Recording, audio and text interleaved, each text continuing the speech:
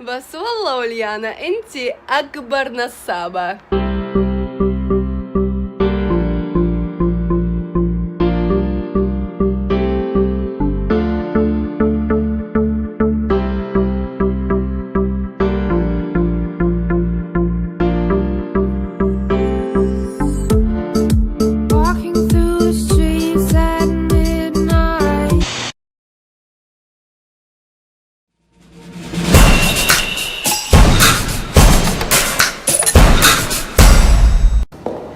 السلام عليكم ورحمة الله وبركاته، كيف حالكم؟ إن شاء الله طيبين. والله العظيم ما أريد أصور هذا الفيديو، يعني كيف أنا بطاطا بيلاروسية أتكلم أشياء سيئة عن بيلاروسيا عن دولتي، بس كسفيرتكم الوحيدة هنا أنا مضطرة أنا أعطيكم المعلومات الإيجابية والسلبية عن بيلاروسيا.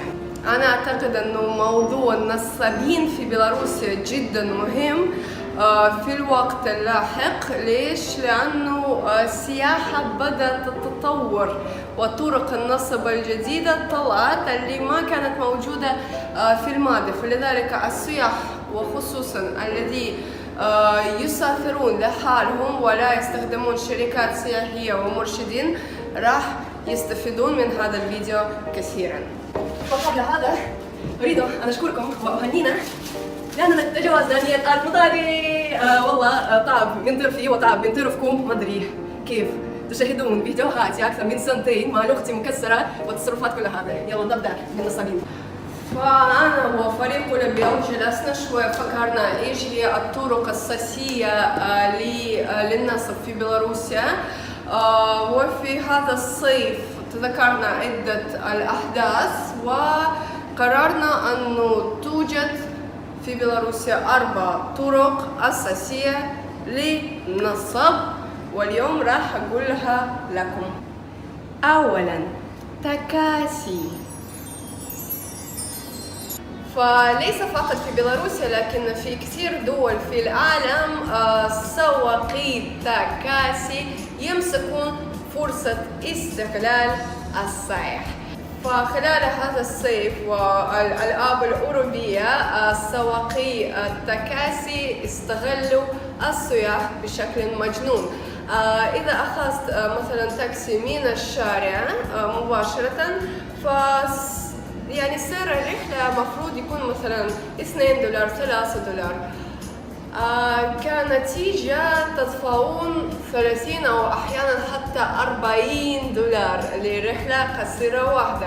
لا، هذه ليست أسعار بيلاروسيا، والحال جدا جدا سهل. فهو ياندكس تاكسي. ياندكس تاكسي هو مثل أوبر أو كريم اللي عندكم سعر دائما ثابت. انتم تشوفون السعر يعني قبل ما سويتوا موافقة على طلب الرحلة، الفلوس يسحبوها من البطاقة، يعني مو يعني لازم حتى تسلمون على السائق. وخلاص يعني كل العملية سهلة.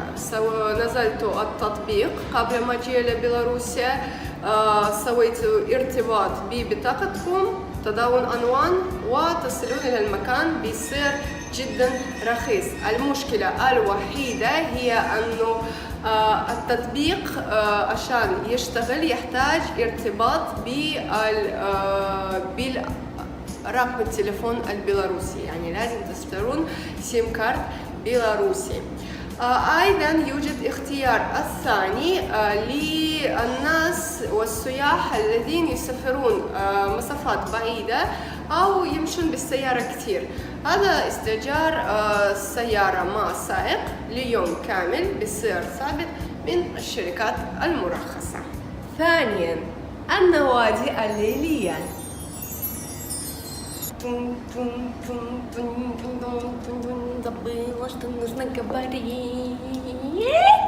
ايوه، طرق النصب الجديدة تماما للسياح الذين يبحثون عن الحياة الليلية والترفيه الجميل في الليل. شباب اسمعوا، ما في ولا نادي ليلي ولا واحد في بيلاروسيا حيث لازم تدفعون 100 أو 200 أو 300 أو 400 دولار كتذكرة الدخول. ما في. الحياة الليلية في بيلاروسيا رخيصة، فتذاكر الدخول إلى النوادي الليلية يعني عادة كم 7 دولار 10 دولار، يعني أكثر شيء ممكن يكون في يوم معين 30 دولار مثلا. بس حاليا الحراس في النوادي الليلية في الكلوبات هم لما يشوفون الوجه الأجنبي أو عربي بالضبط يقولون أنه لازم يكون الحاجز حاجز طاولة، وسعر الطاولة مثلا 300 أو 400 دولار، وبدون هذا الحاجز ممنوع أن تدخل النادي، وهذا غير صحيح. لازم تطلبون مانجمنت، لازم تطلبون يعني واحد مسؤول، مو كذا يعني تدفعون 400 دولار وتدخلون الكلوب. هذا جدا غريب. الشيء الثاني، لما دخلتوا الكلوب النادي الليلي وتيجي عندكم بنت الحلوة وأكيد تبون تشترون لها مشروب أو أي شيء من هذا النوع، وهي تعطيكم قائمة المشروبات الخاصة، وهناك مشروب سعره 1500 دولار، وهذا طريقة النصب القانونية. إذا يعني أنت دفعتوا 1500 دولار لهذا المشروب، هذا يعني أنه جميع موظفين الكلاب شربوا على حسابك، أو ممكن أصلا الكلوب الكامل. فالشباب خلوا المخ معكم، الحياة الليلية في بيلاروسيا رخيصة، وإذا طلعت عندكم غالية فأكيد نصبوا عليكم. ثالثا الشقق صراحة مصيبة. نحن كشركة أيضا نعاني من الموضوع. مثلا الضيوف يحجزون السكن بأنفسهم في بوكينج أو اير بي ان بي، يشوفون الصورة يعني كل شيء جميل، سعر مناسب، يحجزون يدفعون، بعدين يعني يجون يشوفون انه الحقيقة تختلف عن الصور، او مثلا في عدة اشياء اللي ما سألوا عنها وما كانت موجودة، مثل المكيف او حجم الحمام، او الطابق طلع مش اول او ثاني، او طلع طابق خامس او سادس، وما في مصعد في المبنى. وعلى فكرة تقريبا جميع المصاعد وجميع المباني وسط المدينة ما في مصاعد فيها. عند حجز الشقة مفروض تتأكدوا كل شيء، الطابق، عدد الغرف. على فكرة في بيلاروسيا صالة تعتبر غرفة، أيضا عدد يعني حمامات في الشقة، مطلة أو مش مطلة، بعيدة أو قريبة من المقاهي مطاعم، معلومات اللي تهمكم. أنا ما أقدر أقول أنه جميع أصحاب الشقق نصابين، لا، يعني عددهم قليل بس يحدث. فلذلك عند حجز الشقق أنتوا لازم تكونوا جاهزين أنه احتمال عندما تجيكم شقة ما راح تكون نفس المستوى اللي كنتم تتوقعوا. ورابعا، والله أحلى نقطة النقطة الرابعة، يلا أقول لكم. قالوا لي أرجع هنا لأنه المنظر كان حلو، فلذلك أقول لكم من هنا.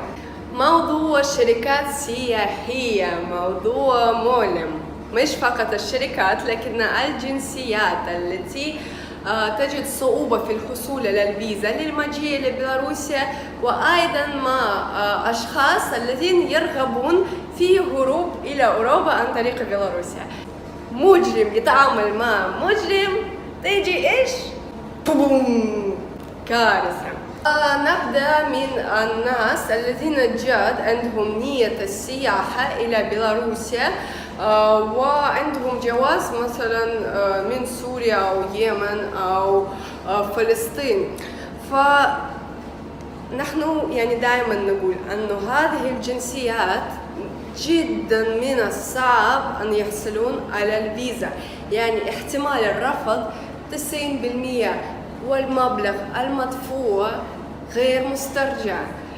لكن عدة الشركات بدون ذكر أسمائها ما تعطي كذا معلومات إنه احتمال رفض الفيزا 90%. لا، يقولون إنه أكيد كل شيء راح نسوي لك، بس ابعث لنا الفلوس نرتب لك كل شيء. النتيجة إيش؟ يستلمون الفلوس، يسوون أوراق غير حقيقية، يورون للسائح للزبون، يقولون أن نحن حضرنا لك الدعوة، دعم الفيزا، كل شيء، بس حصلنا على الرفض. الحقيقة أنه حتى هذه الأوراق ما وصلوها إلى المطار في المقام الأول، لأن الشركة غير موجودة أو غير مرخصة. والله موضوع مضحك ومؤلم وما ادري، يعني كل شيء مع بعض. شركات اللي تنظم الهروب الى اوروبا بعضهم تنظم الهروب، ما نقدر نقول شيء ثاني. واشخاص مثلا من الجزائر الذين يريدون الذهاب الى اوروبا عن طريق بيلاروسيا. فشوفوا كيف الطريقه. شركه تحضر جميع الوثائق بشكل صحيح، الزبون يصل إلى بيلاروسيا، يصل إلى الفيزا خلاص موجود في بيلاروسيا، بعدين يدفع للشركة عشان الشركة تعبره إلى أوروبا. الشركة تقول أوكي خلاص كل شيء جاهز. في الليل يأخذ الزبون في السيارة وتوديه إلى حدود مع بولندا، عشان الزبون يعبر صور جدا جدا عالي، يعبره ويكون في الغابة، مش بيلاروسيا، في غابة بولندية. ففي الليل كذا يجون، الزبون يخاف، الزبون مبسوط، أخيرا حرية، بولندا، السور، يعبر السور، يركض يركض يركض يركض، مدينة بولندية. نشوف اسم المدينة، لسه في بيلاروسيا. في كانت قصص مع الشركات اللي بنوا بقرب العاصمة، بنوا السور العالي في الغابة، مش عند الحدود البولندية، كذا وسط الغابة في بيلاروسيا. كانوا يأخذون الفلوس ويخلون الزبائن يعبرون السور غير الحقيقي. ففلسفة ليانا لليوم: إذا أحد نصب عليك مرة واحدة فهو نصاب، إذا نصب عليك مرة ثانية فأنت غبي. أنا غبي؟ أنت غبية. أنا أعطيت لكم المعلومات الكافية لتجنب النصابين في بيلاروسيا، فلذلك الحين تقدرون تجنبون جميع اللحظات غير اللطيفة، ولكم رحلة جميلة. أشوفكم قريبا في فيديوهات القريبة القادمة، ومع السلامة.